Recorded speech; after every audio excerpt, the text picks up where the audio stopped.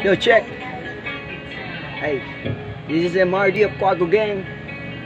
What's up, what's up? Hey. Hey, listen. This one makes sense. Yeah, yeah. Hey. Check. Sobrang gulo na ng mundo sa Pilipinas, mula Batanes hanggang Hulo. Andyan ang lindol kung saan maraming namatay.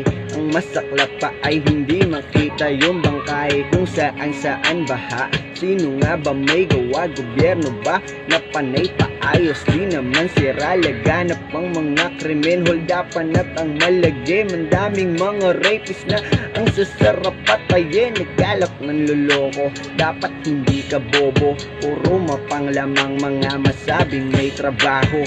Scammer, hacker, mabibilis na snatcher.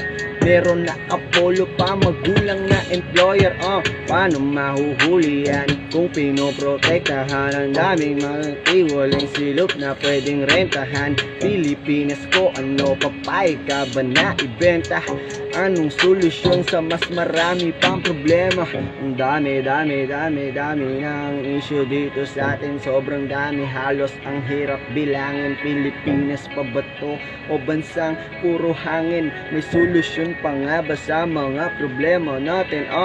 Programa kontra droga, siksikan sa kulungan. Yung iba may hinatid na sa huling hantungan. Masasabi ba na ito'y makatarungan? Habang yung malalaking isda sa harapan ng hapunan. Bakit yung mga kurak ay hindi na babawasan? Palakihan ang kurakot, ayaw pang masasapawan. Habang yung iba sa ibang bansa pa lumalaban para lang kumita at matustusan pangangailangan. Ang totoong nagmamahal, bilihin na lang ata hindi tao, kasi di sila marunong na maawa. Pilipinas, ang sarap mo ipangalandakan, pero paano kung ang teritoryo di maipaglaban? Di na dapat magtaka kung lugmok sa kahirapan, kasi yung mga politiko lang naman yung mayaman. Hindi na nga tayo tanga, yun ang katotohanan. Sadyang nasanay lang tayo sa ating mga kasaysayan.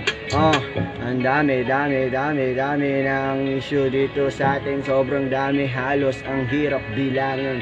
Pilipinas pa ba to o bansang puro hangin? May solusyon pa nga ba sa mga problema natin?